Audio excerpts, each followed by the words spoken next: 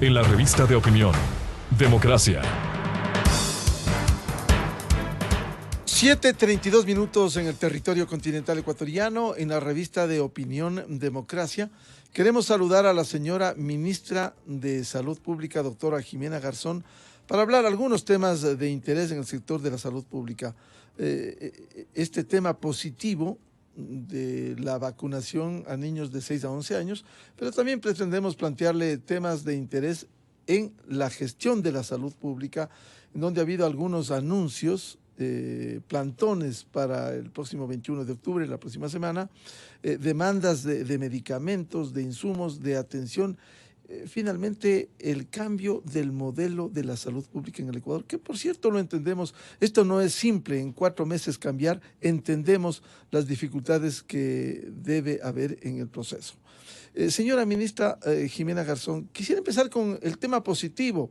¿Cuáles son las previsiones que existen para iniciar el próximo lunes con la vacunación a niños de entre 6 y 11 años con algunos ingredientes? Por ejemplo, hace 2 semanas llegó un cargamento de 500,000 dosis. Este viernes precisamente se anuncia el arribo de un lote con igual cantidad de vacunas. Es decir, se ha venido activando en los diferentes frentes, pero el próximo lunes, ¿cómo deben estar preparados los niños de 6 a 11 años para ser administrados de la vacuna contra el COVID-19? Muy buen día, ministra. ¿Cómo está, Miguel? Muchísimas gracias, como siempre, por la invitación y por la oportunidad de estar en contacto con la ciudadanía, con información clara, transparente y sobre todo actualizada del Ministerio de Salud Pública. Sí, el día lunes empezaremos con la vacunación de niños menores de 12 años hasta los 5 años de edad. Lo haremos en forma progresiva hasta llegar a fines de octubre y noviembre con los niños de 5 años.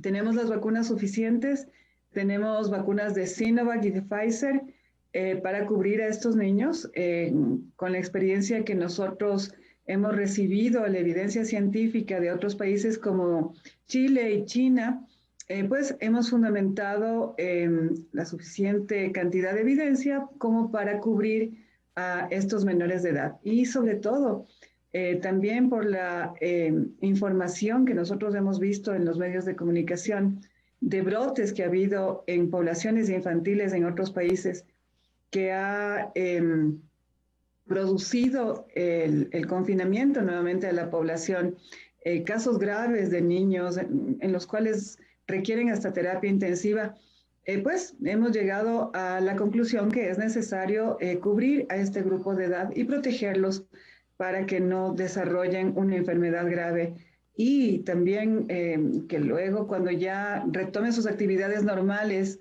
en las clases, en los centros de educación, pues no lleven el virus tampoco a sus familias, ¿no? Ministra, ¿cómo se ha articulado, cómo se ha planificado a fin de que sea en los centros de educación o sean en puestos específicos se va a administrar las dosis? Así es, Miguel, nosotros tenemos 2 estrategias al momento. Estamos coordinando, hemos coordinado con el Ministerio de Educación para que cada colegio envíe la información con los consentimientos informados hacia el centro de salud, hacia la coordinación zonal, y se organizan brigadas que van a cada uno de los centros educativos para administrar la vacuna a los niños. Nosotros ya vamos a vacunar, seguimos vacunando a los niños entre 12 y 16 o 17 años que todavía están en el colegio y que por alguna razón no han recibido su vacuna. Y también vamos a vacunar ya a los niños más pequeños, de 11 a 6 años la próxima semana. Es decir, va una brigada de vacunación al colegio y vacuna a toda la población que está asistiendo a esa unidad educativa. Sin embargo, sabemos que existen niños que todavía no asisten presencialmente a clases. Por lo tanto, también tenemos vacunas en los centros de salud del Ministerio de Salud Pública. Esta semana hemos desarrollado otros lineamientos en conjunto con la empresa privada, también con las universidades, con quienes ya estamos haciendo acercamiento, para abrir más puntos de vacunación y acceder más rápido a la población. Ministra, es decir, esto se hará previo requerimiento de los establecimientos educativos. Por citar un caso, el colegio X a la zona cercana de salud le dice: en mi establecimiento requerimos 2.500 dosis. No todos están asistiendo, por favor, aquí vamos a vacunar a 1.000, y los 1.500 pudieran, de acuerdo a su ubicación, ir al centro de salud más cercano. Exactamente, como usted lo acaba de repetir.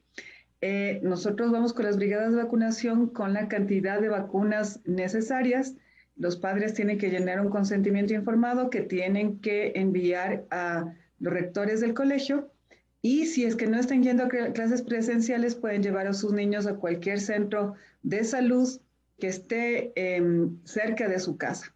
Es importante que ustedes también sepan que para los niños pequeños, los niños hasta 5 años de edad, que por supuesto no vamos a poner a menores de 5 años de edad vacunas contra la COVID, pero sí necesitan completar su esquema de vacunación regular. Como ustedes saben, por muchísimos meses no hubo vacunas en el país, del cuadro regular de vacunación. Nosotros hemos comprado, adquirido todas las vacunas del cuadro regular para que sean también administradas a los niños. Ya hay todas las vacunas disponibles en los centros de salud del ministerio, y los niños de 5 años que vayan a recibir la vacuna de COVID tienen que haber completado su esquema regular de vacunación. Entonces les solicitamos a los padres de familia que a los niños de 5 años que se están preparando para recibir la vacuna de COVID tienen que cumplir su esquema de vacunación regular, cumplir con todas las vacunas, para que a finales de octubre o principios de noviembre ya reciban su vacuna contra la COVID.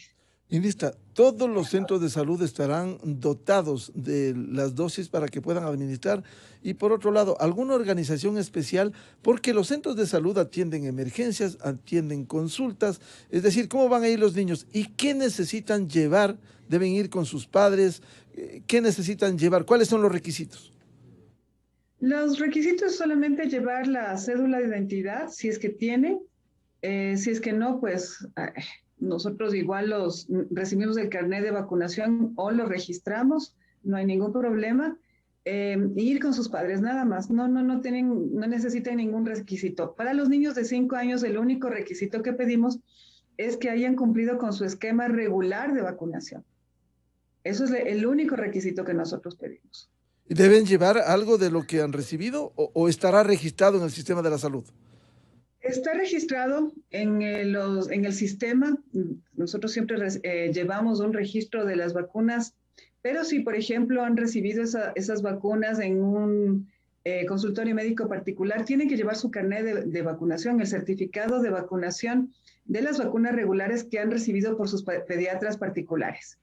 Las vacunas están disponibles en todos los centros de salud del ministerio. Doctora Garzón, cuando usted dice los niños deben ir con sus padres, puede ser padre o madre, porque algunos ya están trabajando presencialmente y no podrán hacerlo.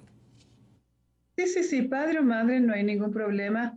Incluso un familiar, si es que si es responsable de la salud del niño, pues sí, pueden ir, no hay ningún problema. Sabemos que los padres de familia están trabajando, no es indispensable que uno de ellos vaya, puede ir su abuelita, puede ir la tía con los niños, no hay ningún problema. Nosotros lo que solicitamos es que los lleven para que cumplan con su cuadro regular de vacunación y luego estén preparados para poder recibir su vacuna contra COVID. ¿No se ve la necesidad, ministra, de restablecer algunos locales, centros, incluso colegios, en donde se ha venido administrando ya normalmente a los adultos? Sí, por eso le comentaba justamente, Miguel, que nosotros hemos hecho acercamientos, estamos haciendo acercamientos esta semana para poder nuevamente trabajar en conjunto con las universidades, con la Cruz Roja Ecuatoriana, con las empresas privadas, para poder facilitar la vacunación de los niños. Es decir, las empresas nos han expresado su voluntad de nuevamente juntarse con nosotros, apoyar el proceso de vacunación y abrir esos puntos de vacunación que ya tenían preparados para los adultos para que los trabajadores, los empleados de las empresas puedan ir con sus hijos y recibir las vacunas en sus empresas. Por supuesto, nosotros, como siempre, al ser el gobierno del encuentro, tenemos las puertas abiertas para poder seguir trabajando en conjunto. Por supuesto, lo haremos. Esta semana sacamos los lineamientos y espero que la próxima semana, que ya tengamos los puntos definidos, podremos comunicarles. Hace 2 semanas se anunció la llegada de 500,000 dosis. Para este día, este viernes, se anuncia 500,000 más y para fin de mes 1.9 millones. ¿Eso está confirmado, esa llegada? Sí, Miguel, tenemos la llegada de las vacunas de Sinovac y bueno, hasta fin de año nosotros seguiremos recibiendo AstraZeneca, Pfizer y también las del mecanismo COVAX. Entonces, como he dicho en varias entrevistas, nosotros hasta finales de año habremos recibido un total de más de 33 millones de vacunas entre Sinovac, AstraZeneca, CanSino y Pfizer. Entonces, sí, tenemos la suficiente cantidad de dosis para poder cubrir a todos los niños. También vamos a empezar a vacunar ya al personal de salud que recibieron sus primeras dosis en enero. Ellos serán los primeros que reciban su tercera dosis, no su refuerzo. Doctora Garzón, ¿alguna contraindicación para niños que tengan algún problema de salud para la vacunación? Sinovac no tiene ninguna contraindicación para nada. Pfizer, pues sí, si los niños tienen antecedentes de alergias a cualquier componente de la vacuna, no pueden recibirla. Es importante que sepan los padres que son alergias específicas a algún componente de la vacuna, ¿no? Con Sinovac, a nivel internacional, se ha visto que es una vacuna extremadamente bien tolerada. Sin embargo, si pues algún excipiente también de la vacuna no es tolerada, es preferible evitar, pero la verdad, con la evidencia que nosotros hemos recolectado, Sinovac es una vacuna extremadamente bien tolerada por los niños menores de 16 años.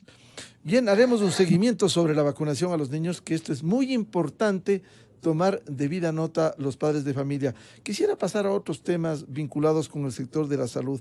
Ayer escuchamos a dirigentes de las federaciones médicas, de los colegios médicos, algunas demandas. Por ejemplo, la necesidad de mejorar el abastecimiento de medicamentos. Ayer se habló de suspensión de cirugías, aun cuando se ha respondido que es reprogramación de cirugías. Y se ha mencionado en Quito el Hospital Eugenio Espejo, el Hospital Vaca Ortiz. ¿Cómo enfrentar estas demandas, señora ministra, frente a estos señalamientos de la clase médica ecuatoriana? Sí, muchísimas gracias por la pregunta, Miguel. Yo creo que es muy importante separar varios temas, ¿no? Que lastimosamente los representantes de la Federación Médica y de algunos colegios médicos del país están mezclando. Primero, pues culpan al Ministerio de Salud Pública por digamos que por no haber cumplido con la ley humanitaria, y esto no es así. Nosotros, como Ministerio de Salud Pública, hemos entregado más de 13.700 nombramientos del personal de salud. De hecho, la semana anterior, el día lunes, entregamos 3.320 nombramientos al personal de salud de primera línea. Esta semana, hasta fines de octubre, nosotros entregaremos más de 700 nombramientos más y durante el mes de noviembre, 1.000 nombramientos más, en cumplimiento con la ley humanitaria. Lastimosamente, el pronunciamiento de la Corte Constitucional nos impide seguir haciendo los trámites para los nombramientos. Nosotros hemos seguido recibiendo las solicitudes por parte del personal de salud que ha trabajado en primera línea. Como ustedes conocen, como la ciudadanía conoce, no es un proceso rápido, porque nosotros tenemos que verificar que las personas, ese personal realmente haya estado en primera línea de atención. Y eso es lo que nosotros hemos hecho desde que empezamos a trabajar en el Ministerio de Salud. Entonces, las protestas no deben ser en contra del Ministerio de Salud. Nosotros estamos trabajando de forma muy responsable y comprometida con el personal de salud, porque somos personal de salud. Nosotros hemos trabajado en hospitales. Nosotros sabemos que tenemos el deber moral para cumplir con nuestros compañeros de trabajadores de la salud, y eso es lo que hemos estado haciendo. En cuanto a lo del abastecimiento de los hospitales, igual nosotros desde que iniciamos nuestras labores en el Ministerio de Salud empezamos a levantar información para determinar cuáles eran las necesidades de fármacos e insumos médicos a nivel de todos los hospitales y unidades médicas del Ministerio de Salud Pública. Tenemos que recordar que administrativamente las diferentes partes del EREPIS tienen una administración independiente, es decir, la administración del Instituto Ecuatoriano de Seguridad Social no depende del Ministerio de Salud Pública. Nosotros, como Ministerio de Salud Pública, abastecemos a las unidades y a los hospitales del Ministerio, no del ISFA, no del ISPOL, tampoco del Instituto Ecuatoriano de Seguridad Social. Al nosotros estar encargados de la atención integral de salud del sistema del Ministerio de Salud Pública, levantamos información, requerimientos y necesidades de nuestro sistema. Es así que nosotros declaramos una emergencia sanitaria focalizada para poder abastecer de fármacos a nuestras unidades de salud. Pudimos adquirir 43 fármacos de los 123 que sacamos en emergencia, no porque no teníamos recursos, sino porque a nivel nacional las distribuidoras farmacéuticas no supieron expresar que no tenían la cantidad suficiente de medicamentos como para darnos para esta emergencia que duraba 2 meses. Los precios estaban sobre el techo fijado de precios, o no podían entregarnos esa cantidad de medicación en un tiempo que nosotros requeríamos, que eran los 2 meses de la emergencia. Sin embargo, pudimos adquirir medicamentos oncológicos, medicamentos para enfermedades de trastornos inmunitarios y, bueno, otras medicaciones extremadamente importantes para la atención de las patologías que por tanto tiempo estuvieron rezagadas en el país. Además de esto, Miguel, además de esta emergencia, nosotros estamos haciendo seguimiento de ejecución presupuestal en cada uno de los hospitales y unidades de salud del país. Estamos haciendo visitas semanales. Yo, por mi parte, como ministra, al menos 2 veces por semana recorro los hospitales. Lo mismo hacen nuestros viceministros y nuestros subsecretarios y directores de hospitales para determinar cuáles son las necesidades urgentes que tienen esos hospitales. En estos meses, nosotros tenemos buenos ejemplos, como lo que sucede, por ejemplo, aquí en la maternidad Luz Helena Arizmendi, que tienen más del 80% de abastecimiento en fármacos y en dispositivos médicos. Hemos tenido que cambiar nuevamente gerentes, por ejemplo, como la que usted menciona del Eugenio Espejo, que por una falta de gestión del gerente que tuvo que salir, la doctora asumió la gerencia hace una semana. ¿La doctora Carmen Guerrero? Sí, la doctora Carmen Guerrero está en la gerencia del Hospital Eugenio Espejo hasta aproximadamente una semana, un poco más. Y ella está poniendo en orden las finanzas del hospital. Tienen presupuesto congelado que el gerente anterior lastimosamente no pudo aprovechar ese presupuesto. No adquirió los fármacos, no adquirió los dispositivos, y ahí se demuestra, Miguel, que nosotros no tenemos compromiso con nadie. El doctor que estaba como gerente tuvo que ser removido porque no estaba haciendo una buena administración, y se le ha encargado a la doctora Guerrero para que ponga en orden esas finanzas, ejecute el presupuesto y abastezca el hospital. Eso ¿Qué es lo sería, que si me pasó? permite, doctora Jimena Garzón, a propósito de lo que usted señala, Por eso, supuesto. eso determinaría la falta no solo de medicamentos, sino de insumos. Esta semana se habló que se suspendieron las intervenciones quirúrgicas en el Eugenio Espejo por falta de hilo de sutura. Es decir, algo que se podría entender sin conocer en detalle, sería muy simple, pero que no había. Allí se habló no de la suspensión, sino de la reprogramación de cirugías, al igual que en el Hospital Vaca Ortiz. He mencionado dos hospitales fundamentales de gran demanda, como el Eugenio Espejo y el Hospital de Niños Vaca Ortiz. Sí, es importante que usted, Miguel, la ciudadanía conozca que los jefes de área son los responsables de mantener abastecidas sus unidades. Entonces, lo importante no es que un jefe de área salga a decir, se me acabaron las suturas. Y cuando ya se acabaron las suturas, lo importante es que un jefe de área diga, tengo un stock para una semana o para 2 semanas. Estoy en un stock crítico, de hecho, así es como se maneja un hospital, ¿no es cierto? Tengo un stock crítico, por favor, señora directora médica, señora gerente del hospital, compren urgentemente o hagan los trámites necesarios en el Ministerio de Salud Pública para que esas suturas nos lleguen y nosotros no tener que reprogramar las cirugías, porque no se han suspendido, se reprogramaron.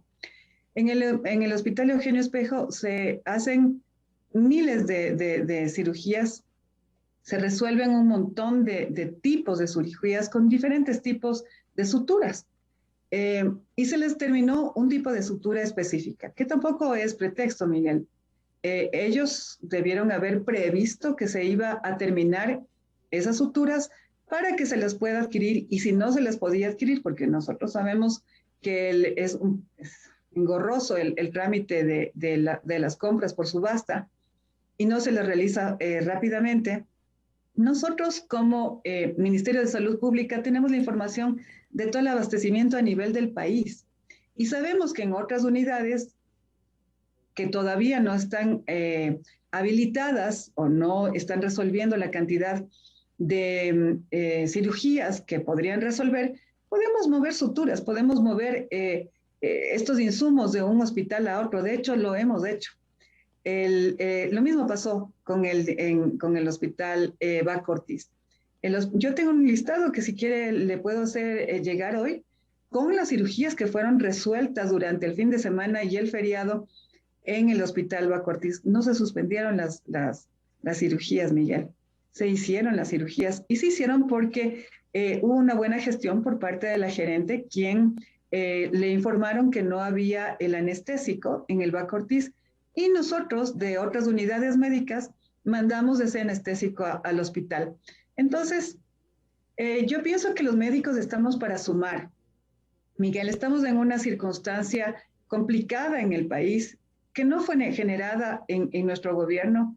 Es una circunstancia que ha venido sucediéndose ya por muchísimos meses. Yo creo que al momento ya más de un año en que se fueron desabasteciendo sistemáticamente todos los hospitales del país, que sumado a la pandemia además, en la cual hubo que hacer una reconversión tanto de la infraestructura de los hospitales para poder atender pacientes COVID, definitivamente destrozó la salud pública, la atención en la salud pública del país y también la prevención, porque en realidad que ha habido un mal manejo en la salud pública ya por años, que nos ha llevado al estado crítico en el que estamos.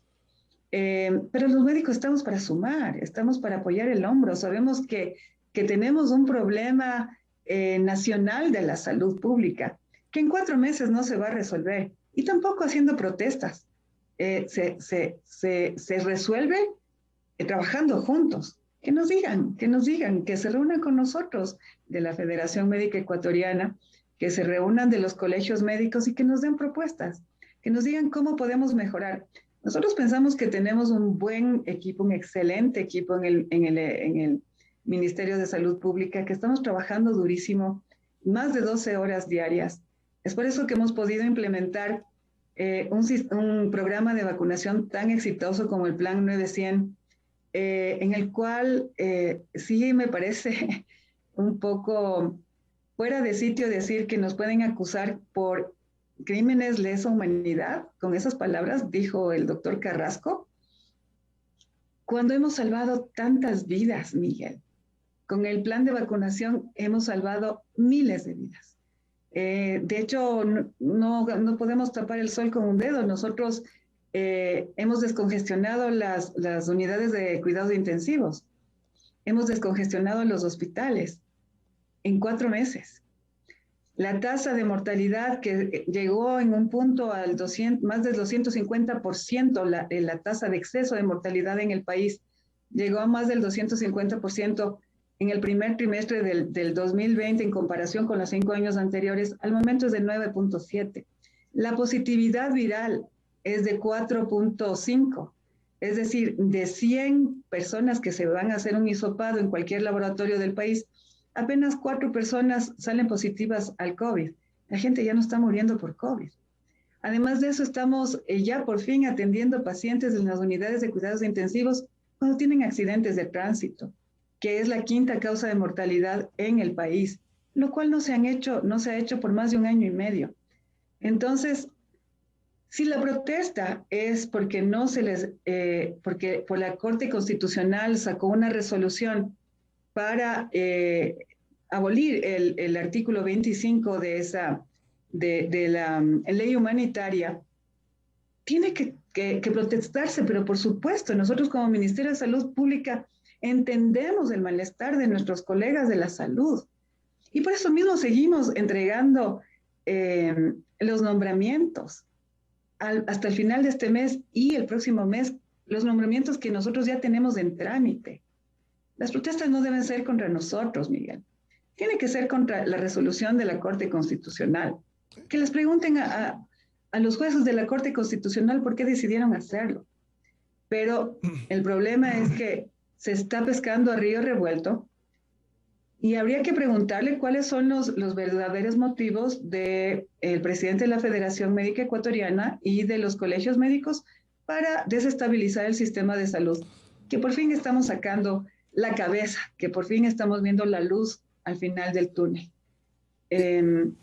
Creo que es obligación de los médicos, en lugar de poner en riesgo la salud de la ciudadanía. ¿Qué pasaría si hay un paro? ¿Qué pasaría, Miguel, si cuelgan los mandiles? Ya no va a ser por falta de insumos, ni por falta de medicamentos, sino por falta de personal médico, lo cual no es responsable. Tienen toda la razón de protestar, sí tienen, pero no el Ministerio de Salud, que protesten en la Corte Constitucional. Y protestar, reclamar, sin paralizar los servicios, que es lo fundamental. Ministra, ¿por qué no les invita a dialogar a los dirigentes para ventilar algunos temas? Porque no ha sido solo falta de insumos, medicamentos, los contratos provisionales, sino plantean, ayer lo dijeron, la desaparición del ARSA, del AXA, las reformas al Código de Salud, ley de carrera sanitaria, es decir, establecer una agenda de trabajo que permita impulsar al unísono médicos, organizaciones y el Ministerio de Salud para avanzar precisamente y con ello desactivar estos reclamos que han formulado. Por supuesto, Miguel, nosotros tenemos un ministerio abierto. De hecho, estamos trabajando, estamos haciendo mesas de trabajo con las universidades y también con el gremio médico para poder trabajar en la ley de la carrera sanitaria. Estamos trabajando, nadie ha tratado ese problema y nosotros lo estamos desarrollando. Lo de los posgrados médicos. La verdad es que hemos hecho tanto en el Ministerio de Salud. Yo voy a pedir a nuestro director de formación de talento humano en el área de la salud que pues dé también, que sea nuestro vocero en este tema y que cuente todo lo que estamos haciendo en colaboración con las universidades y con los sectores médicos del país. Yo creo que las reformas que estamos haciendo, incluso trabajando con la Asamblea Nacional en este tema, han sido pasos agigantados y es un extraordinario proyecto el que tenemos. No podíamos nosotros dejar de un lado la carrera sanitaria. Recordemos que nosotros, tanto la ministra, los viceministros, los subsecretarios, somos además docentes de varias universidades de prestigio del país. Tenemos compromiso con la formación de los profesionales médicos, no solamente médicos y enfermeras, también técnicos de atención primaria de la salud. a los cuales vamos a seguir formando. Los posgrados. O sea, tenemos realmente planes y hemos estado desarrollando estos proyectos desde que empezamos en el ministerio. Por supuesto, a los dirigentes que quieran venir a hablar con nosotros, nosotros le hemos invitado, al doctor Álvarez le hemos invitado a que venga a conversar con nosotros. Seguimos con las puertas abiertas del ministerio. Pues ¿Y el no doctor está bien. Álvarez con esa invitación ha ido o no? No, no, no, no. ¿Y qué No ha respuesta ha venido dado? a hablar con nosotros. Pues no, habría que preguntarle al doctor Álvarez por qué no viene a conversar con nosotros. El doctor Carrasco, por supuesto, no quiere conversar con nosotros. Desde antes que yo entre al Ministerio de Salud Pública, el doctor Carrasco ha hablado cosas sin sentido, sin pruebas. Entonces, con una persona que no quiere tener un acercamiento para llegar a acuerdos y para sacar la salud pública del país adelante, no hay cómo hablar. Pero con el doctor Álvarez, por supuesto, que es el presidente del Colegio Médico de Pichincha, y con todos los presidentes de los colegios médicos. De hecho, yo con el presidente del Colegio Médico del Guayas me reuní, hemos conversado.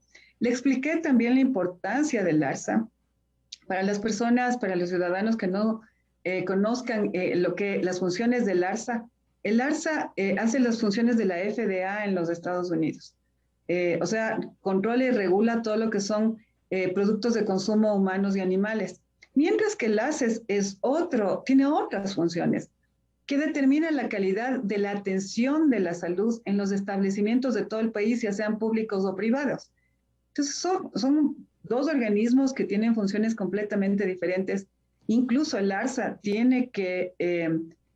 tenemos que organizar, tenemos que ordenar las funciones que tiene el ARSA, sobre todo en la parte de la investigación de los estudios clínicos. Y en eso nos encontramos. Es increíble que el sistema de salud pública, Miguel, por tanto tiempo haya estado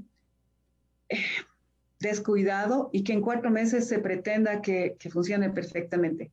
Lo estamos haciendo y lo estamos haciendo bien, pero es una tarea dura y que va a tomar tiempo, buena voluntad, honestidad y transparencia.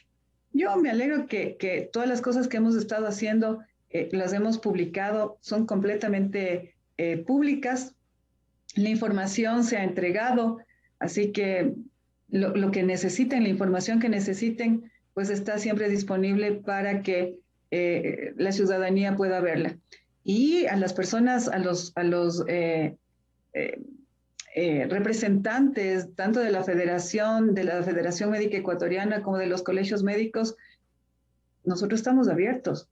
Somos un gobierno de diálogo, somos un ministerio de diálogo, que estamos aquí para sumar. Hemos tenido una crisis sanitaria, estamos pasando por una pandemia. Hemos hecho tan buen trabajo en el Ministerio de Salud Pública que la variante Delta no se ha sentido prácticamente aquí en el país. Hemos tenido brotes, hemos hecho una vigilancia epidemiológica activa, hemos controlado esos brotes y nos estamos reactivando económica y socialmente. Y no hemos tenido que implementar medidas más extremas como las que se han tenido que implementar en otros países que han tenido un buen plan de vacunación, pero que no hubo al mismo tiempo un control de brotes inmediato, rápido, una determinación de casos tempranos, y han tenido que cerrar sus fronteras y han tenido que nuevamente confinarse. Eso aquí en el país no se ha visto. Doctora Jimena Garzón, ministra de Salud, ¿cree usted que tal vez hay una intencionalidad política cuando pregunta usted, ¿acaso quieren pescar a río revuelto? Porque usted mencionaba que ha mantenido contactos, diálogos. Yo quisiera citar el presidente del Colegio de Médicos del Guayas, doctor Wilson Tenorio. Él decía ayer que se acabó la luna de miel frente a los problemas de la salud y que ahora van a seguir exigiendo y van a hacer escuchar sus voces. ¿Aquí no pudiera haber eso? Podría ser, Miguel, a mí me da una pena increíble, me dio realmente pena escuchar ahora también una entrevista que le habían hecho al doctor Álvarez, en el cual dice que el Ministerio de Salud está politizado. Que nos cuente él cómo está politizado. La verdad es que es un Ministerio de Salud extremadamente técnico. Yo no creo equivocarme, pero No creo que nunca un Ministerio de Salud haya tenido una PhD en salud pública y epidemiología y un postdoctorado. Yo soy técnica, no soy política. Mis dos viceministros son técnicos, tampoco son políticos. Los directores también tienen PhDs, los subsecretarios tienen PhDs. Es un ministerio técnico y es por eso que hemos tenido tantos buenos resultados en controles de la pandemia. Es una pandemia. No estamos pasando por una crisis sanitaria, no tenemos una epidemia, es una pandemia. Está bien controlada. Es un ministerio técnico. Nosotros somos absolutamente coherentes, por supuesto, con la visión de nuestro presidente de la República. No, pero es lógico, ¿cómo no vamos a estar alineados a nuestro presidente? Si además es un presidente que vela por la salud de los ecuatorianos, que lo primero que nos ha dicho es da la mejor calidad de salud a los ciudadanos y a los más pobres. Y no quiero, así, con esas palabras me dijo, no quiero, Jimena, que des atención de salud a los más pobres, quiero que les des la mejor salud a las personas más pobres y más necesitadas. Es un presidente que está comprometido completamente con la salud. Él mismo levantó el teléfono muchísimas veces para llamar a los presidentes y a los embajadores de otros países para él conseguir las vacunas que ahora están en el cuerpo, en los organismos de los ecuatorianos, y gracias a eso no hemos tenido más fallecidos por COVID. Yo no entiendo a qué se refiere el doctor Álvarez con politizado. Señora ministra de Salud, doctora Jimena Garzón, ¿cuándo se podrá contar con los 123 medicamentos que tiene el cuadro de medicinas en el Ecuador cuando ha habido problemas en el requerimiento, especialmente de los laboratorios? Así es, Miguel. Nosotros pudimos comprar, como le digo, 43 de esos 123 medicamentos. Eh, Hemos tenido acercamientos con las productoras farmacéuticas nacionales para poder comprarles directamente a ellos sin tener que comprar a través de distribuidores. Esperemos que se pueda cumplir por parte de las farmacéuticas ecuatorianas, eso es nuestro deseo. Pero si es que no existe a nivel nacional esos fármacos, eh, nosotros tenemos que cumplir nuestra responsabilidad con la ciudadanía y vamos a comprar estos fármacos a nivel internacional. Ministra, ¿y cuándo cambiará, que este ha sido un anhelo también, el modelo de atención de la salud? Sabemos que esto es un tema estructural. ¿Es posible encaminar ese cambio de modelo? Sí, justamente en eso estamos, Miguel. Nosotros estamos desarrollando con un grupo enorme de expertos, expertos nacionales e internacionales en salud pública y bueno, en diferentes ramas, PhDs en nutrición, como le digo, en salud pública, en atención integral de la salud. Estamos desarrollando nuestro plan decenal de salud, el plan decenal nacional de salud, que es un plan que no solamente integra el Ministerio de Salud Pública, sino va a ser realmente un plan nacional de gobierno de salud, de tal forma que nosotros articulemos acciones con otros ministerios, con otras industrias y otras empresas, tanto públicas como privadas, universidades, por supuesto, municipios, GATS, para poder garantizar una buena atención a nuestros ciudadanos, y no solamente por un gobierno. Eso fue otra de las iniciativas de nuestro presidente antes de entrar al gobierno, que me pidió que desarrollemos un plan decenal de salud, es decir, que no va a durar 4 años, que va a durar 10 años y se va a ir perfeccionando con el tiempo. Estamos trabajando además en un sistema de salud integral que realmente funcione. Tenemos dentro del Ministerio de Salud Pública personas con muchísima experiencia que conocen bien la normativa nacional y saben cómo articular la red para que realmente funcione. Tenemos obviamente también un muy buen presidente del IES, el Magíster Cepeda, Francisco Cepeda. nos hemos reunido, nos hemos sentado, él también está poco tiempo en el IES, pero hemos hecho acercamientos para trabajar juntos y poder sacar el sistema de salud adelante. Como le digo, esto no es fácil. Ha habido muchas personas que han pasado por el Ministerio de Salud, que han sido parte del Ministerio de Salud Pública o del Instituto de Seguridad Social y no lo han podido lograr. Nosotros estamos trabajando para eso y lo haremos de forma persistente, de forma integral, de forma íntegra además y completamente honesta. El presidente ha dicho incontables veces, miles de veces, que la salud no es moneda de cambio, Miguel, no es moneda de cambio político. La salud no se va a dar, no va a ser moneda de transacción política. Nosotros somos técnicos y vamos a sacar la salud pública adelante.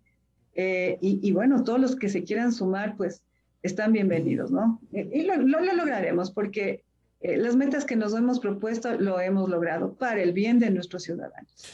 Bien, sabemos de sus actividades, señora ministra de Salud, doctora Jimena Garzón. Le agradecemos la atención, despejar. Esa es nuestra intención, que nuestros miles de oyentes despejen inquietudes como es el proceso de vacunación de los niños y también la problemática de la salud pública en el Ecuador. Muy amable y insisto siempre, la información que ustedes como autoridades dan es fundamental transmitir a los ecuatorianos para que de fuente directa conozcan las acciones que vienen cumpliendo. Ministra, un gusto, muy amable. Gracias, Miguel. Y por favor, a la ciudadanía que no se relaje. Estamos yendo muy bien. Tuvimos un pequeño rebrote pequeño en la semana anterior porque la gente se está relajando, como ya estamos viendo que se están descongestionando los hospitales, las unidades de cuidados intensivos, las personas están yendo a eventos públicos sin mascarillas, sin distanciamiento social, y esto nos predispone a que haya un rebrote de COVID que no queremos pasar. Entonces, por favor, nosotros solicitamos que haya una corresponsabilidad ciudadana, que no aflojemos las medidas. Nos falta poco, un par de meses para poder llegar a la inmunidad colectiva del 85% de la población vacunada. Tenemos las vacunas, asistan a los centros de vacunación aquellos que no han tenido todavía su primera o su segunda dosis, llevan a sus niños a vacunar, que pronto podemos salir juntos de esta pandemia. Y gracias, Miguel, por el espacio. A usted muy amable, la señora ministra de Salud Pública, doctora Jimena Garzón, aquí en la revista de Opinión Democracia. 8:15 en el territorio continental ecuatoriano. De inmediato queremos dar paso al análisis de este tema que también preocupa a los ecuatorianos con los señalamientos que han hecho autoridades, las organizaciones narcodelictivas, el crimen organizado que intentan infiltrarse y que penetran en el territorio ecuatoriano.